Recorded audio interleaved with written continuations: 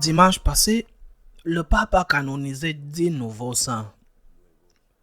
Cela aurait dû être une nouvelle qui se serait répandue dans tous les médias catholiques, mais elle n'a pratiquement pas eu de diffusion. Si ce dimanche-là, il y avait eu un malheur, si c'était su qu'un prêtre avait commis un crime de pédérastie, tous les médias auraient donné une grande importance à cette nouvelle. Mais 10 saints sont canonisés et pratiquement personne ne le sait. On dit à juste titre qu'un arbre qui tombe dans la forêt fait beaucoup plus de bruit que 1000 qui poussent en silence. Mais c'est aussi en partie notre faute. 10 nouveaux saints, 6 hommes, 4 femmes. Parmi les femmes, les 4 sont des fondatrices de congrégation. Parmi les femmes, je pense qu'il faut mentionner la mère Maria Francisca de Jésus, qui est italienne, est morte en Uruguay où elle a fondé sa congrégation et est donc la première sainte que l'on peut dire uruguayenne, la première sainte de ce pays américain. Parmi les hommes, il y a 2 martyrs. L'homme vraiment très intéressant, le père Tito Brandsma, un carme, et Lazare, un laïc. Tito Brandsma est mort à cause de la haine contre la foi, la persécution des nazis, tandis que Lazare a été victime des hindouistes radicaux. Mais le plus remarquable, ou du moins celui qui est le plus proche de beaucoup par sa spiritualité, est certainement Charles de Foucauld. Un personnage singulier, controversé, aux origines libertines, mais qui peu à peu s'est rapproché du Seigneur, s'est converti et c'est l'exemple qu'il nous laisse jusqu'à devenir une flamme qui consomme sa propre énergie pour la donner aux autres. Une lumière qui brille dans les ténèbres. Dans son humble cabane, il a trouvé la mort aux mains d'un musulman, mais il n'est pas considéré comme un martyr, car on dit qu'il n'a pas été tué par haine de la foi, mais pour le voler. En tout cas, Charles de Foucauld a été, est pour beaucoup, pour moi bien sûr, pour beaucoup d'entre nous, quelqu'un qui nous a aidés à avancer vers Dieu et qui nous soutient sur ce chemin de sainteté. Une des plus belles prières que j'ai pu lire et prier est de lui. Mon Père, je m'abandonne à toi. Fais de moi ce qu'il te plaira. Quoi que tu fasses de moi, je te remercie. Je suis prêt à tout, j'accepte tout.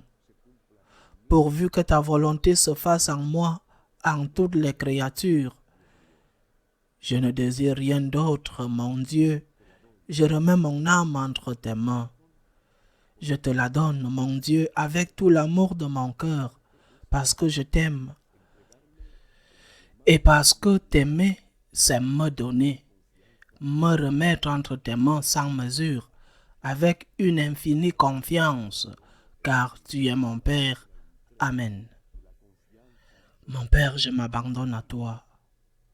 Cette prière de l'abandon, de la confiance absolue que Charles de Foucauld a vécue dans la dernière étape de sa vie, je le répète, a été pour beaucoup d'entre nous, prêtres et laïcs, une lumière extraordinaire qui nous a aidés à nous remettre entre les mains de Dieu, même si nous ne savons pas très bien ce que Dieu veut de nous. 10 nouveaux saints. L'Église est sainte, il faut le dire parce que c'est vrai. Non seulement les milliers et les milliers de saints canonisés, mais aussi le nombre énorme d'hommes et de femmes qui n'ont pas été canonisés mais qui sont au ciel. Ces saints anonymes, il y a des paysans, il y a des militaires, il y a des évêques et des papes, il y a des enfants, il y a des professionnels des tâches les plus diverses qui existent dans la société.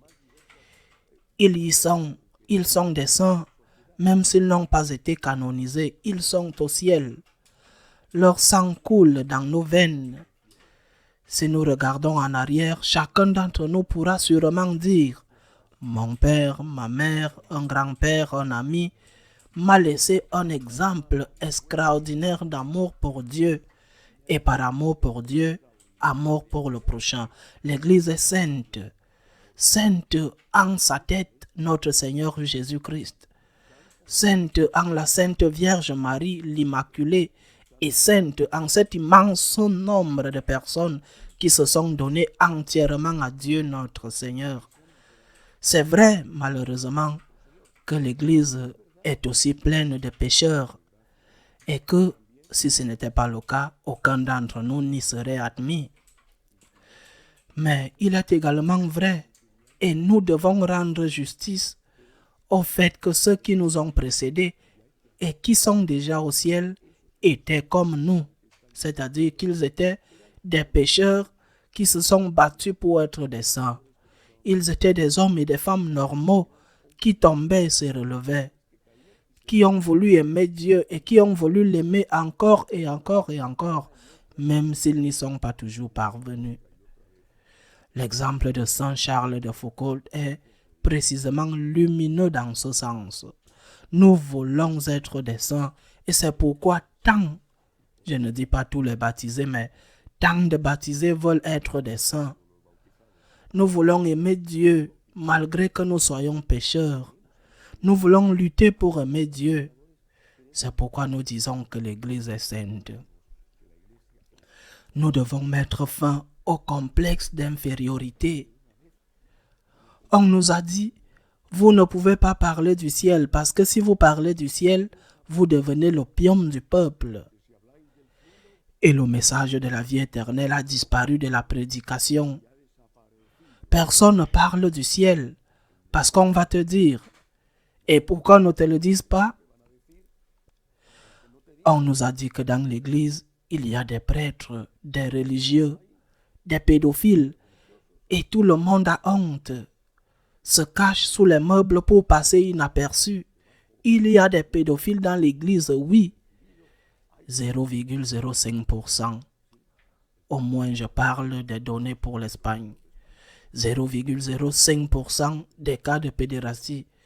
Si malheureusement il n'y avait qu'un seul cas, maintenant ce serait terrible. Mais remettons les choses à leur juste mesure. L'Église est sainte. Oui, c'est vrai, nous sommes tous pécheurs. Et nous disons tous, pardonne-moi Seigneur, je veux t'aimer Seigneur, aide-moi Seigneur à t'aimer. Mais l'Église est sainte.